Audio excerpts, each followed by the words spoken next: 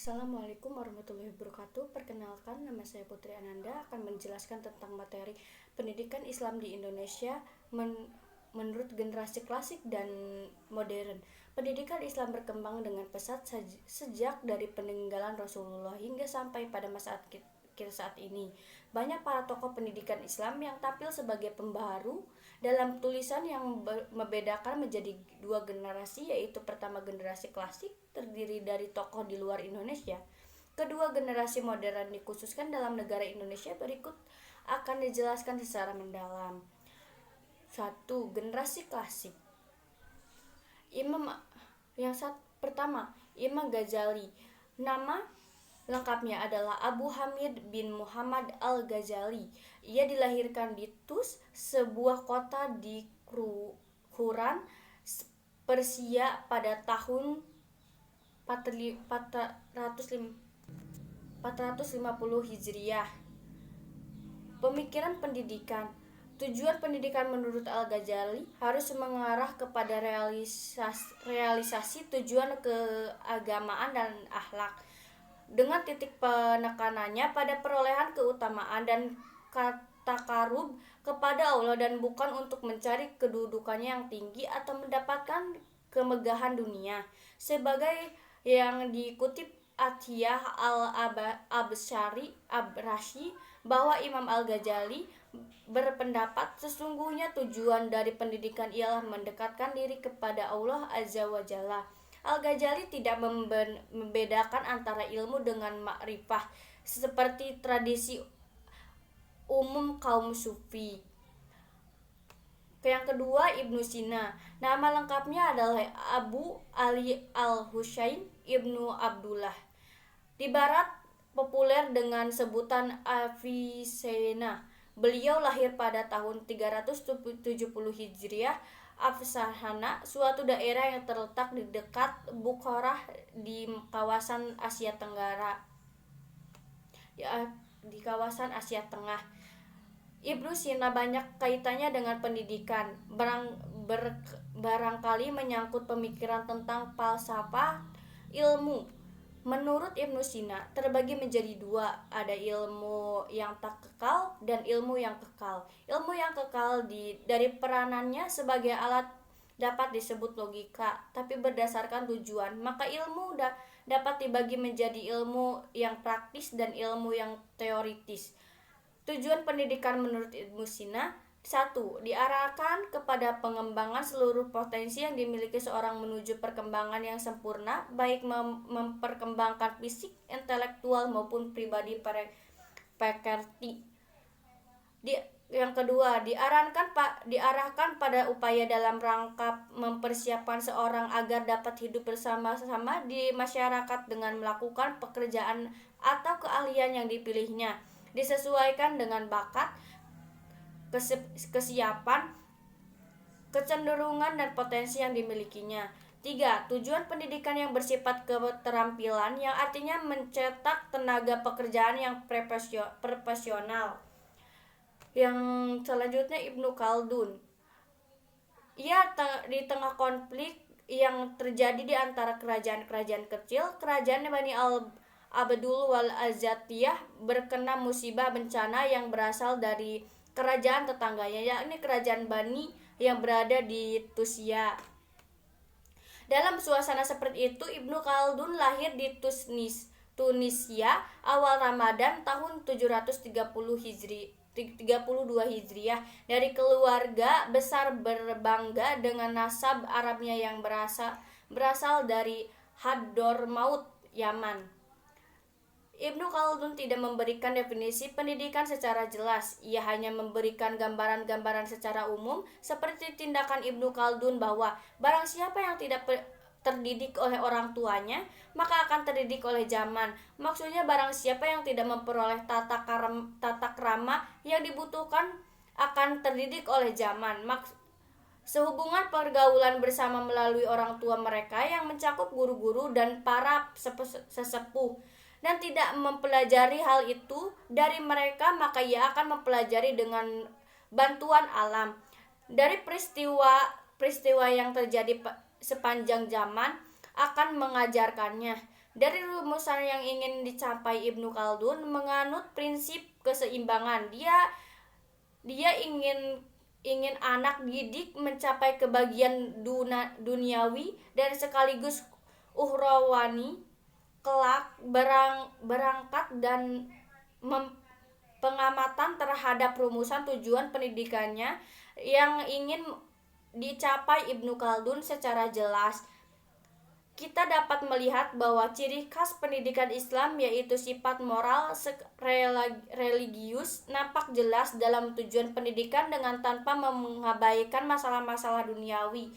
Sehingga secara umum dapat kita katakan bahwa pendapat Ilmu Khaldun tentang pendidikan telah sesuai dengan prinsip-prinsip pendidikan Islam, yakni aspirasi yang bernafaskan agama dan moral. Ilmu Khaldun memandang bahwa salah satu tujuan pendidikan adalah memberikan kesempatan akal untuk lebih giat dan melakukan aktivitas. Selanjutnya Ikhwan As-Safa. Ikhwan As-Safa persaudaraan adalah organisasi dari para filsuf Arab Muslim yang berpusat di Basrah, Irak, yang saat itu merupakan ibu kota kekhalifahan Abbasiyah sekitar abad ke-10 Masehi. Kelompok yang lahir Basrah kira-kira tahun 373 Hijriah ini terkenal dengan risalahnya yang memuat doktrin-doktrin spiritual dan sistem filsafat mereka. Ikhwan Al-Safa juga mendapat bahwa semua ilmu harus diusahakan dan bukan pemberitahuan tanpa usaha. Ilmu yang demikian didapat dengan panca indera. Ikhwan Al-Safa menolak pendapat yang mengatakan pengetahuan adalah mahkujah, yang artinya hanya harta tersembunyi, sebagaimana pendapat Plato yang beralin idealisme. Dalam mempelajari ilmu pengetahuan, Ikhwan Al-Safa mencoba mengintegrasikan antara ilmu agama dan umum. Mereka mengatakan bahwa kebutuhan jiwa manusia terhadap ilmu pengetahuan tidak memiliki keterbatasan pada ilmu agama semesta. Selanjutnya generasi modern. Ada Kiai Haji Ahmad Dahlan yang pada waktu kecilnya bernama Muhammad Darwis. Beliau lahir di Kauman, Yogyakarta dari pernikahan Kiai Haji Abu Bakar dengan Siti Aminah pada tahun 1285 Hijriah. Selanjutnya menurut Kiai Haji Ahmad Dahlan, upaya strategi untuk menyelamatkan umat Islam dari pola berpikir yang statis menuju pada pemikiran yang dinamis adalah melalui pendidikan. Pendidikan hendak ditempatkan pada skala prioritas utama dalam proses pembangunan umat. Menurut Kiai Haji Ahmad Dahlan, pendidikan Islam hendaknya diarahkan pada usaha membentuk manusia muslim yang berbudi pekerti luhur, alim dalam agama, luas pandangan pada masalah ilmu keduniaan, serta bersedia berjuang untuk kemajuan masyarakat. Berangkat dari tujuan pendidikan tersebut, Kiai Haji Ahmad Dahlan berpendapat bahwa kurikulum atau materi pendidikan hendaknya meliputi 1. Pendidikan moral akhlak, yaitu sebagai usaha menanamkan karakter manusia yang baik berdasarkan Al-Quran dan As-Sunnah.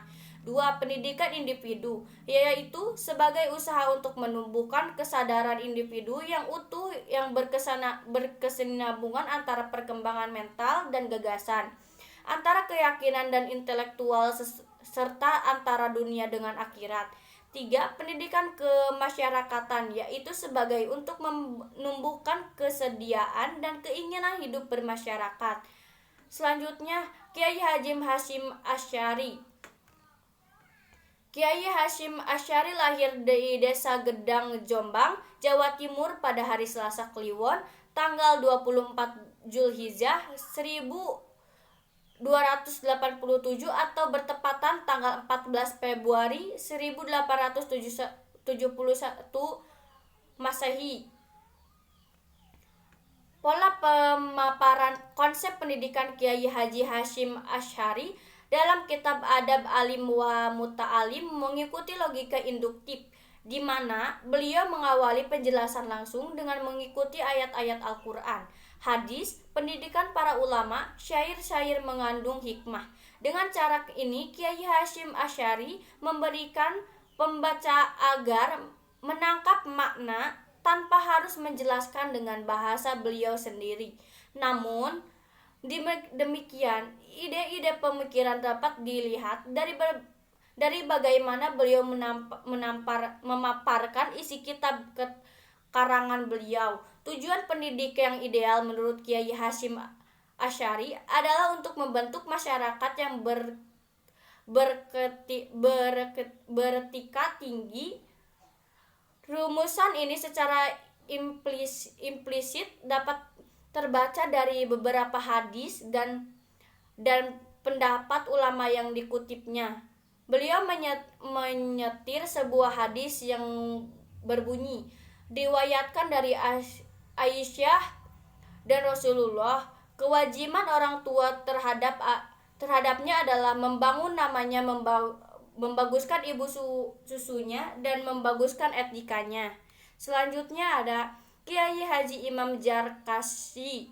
Kiai Haji Imam Jarkasi dilahirkan di Gontor, Ponorogo, Jawa Timur pada tanggal 21 Maret 1910 dan meninggal pada tanggal 30 Maret 1985 dengan meninggalkan seorang istri dan 11 anak.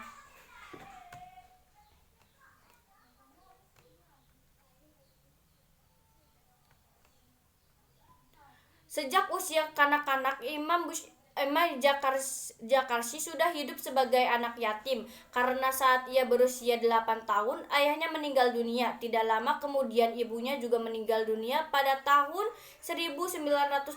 Kemudian Imam Jarkasi mulai belajar agama atau mondok di pesantren Joresan 4 Hakma. Hakma bukan hanya memiliki bangsa Indonesia tapi kebanggaan bangsa-bangsa Asia Tenggara. Begitulah kata mantan Perdana Materi Malaysia, Tuan Abdul Razak. Nama asli ialah Haji Abdul Malik Karim Amrullah, bisa disebut dengan Hamka, yang merupakan singkatan dari nama panjang beliau. Beliau lahir di Minangkabau, Sumatera Barat pada tanggal 16 Februari 1908 Masehi, 13 Sumaro 1326 Hijriah. Pendidikan dalam pandangan Hakma terbagi dua, yaitu pendidikan jasmani, pendidikan untuk pertumbuhan dan kesempurnaan jasmani, serta pendidikan rohani, pendidikan untuk kesempurnaan fitrah manusia dengan ilmu pengetahuan dan pengalamannya yang didasarkan pada agama. Keduanya memiliki kecenderungan untuk berkembang dengan melalui pendidikan, karena pendidikan merupakan sarana yang paling tepat dalam menentukan perkembangan secara optimal kedua unsur tersebut. Dalam pandangan Islam, kedua unsur tersebut dikenal dengan istilah fitrah. Titik sentral pemikiran Hakma dalam pendidikan Islam. Fitrah pendidikan tidak saja pada penelaraan semata, tetapi juga akhlakul karimah. Terima kasih, saya tutup. Wassalamualaikum warahmatullahi wabarakatuh.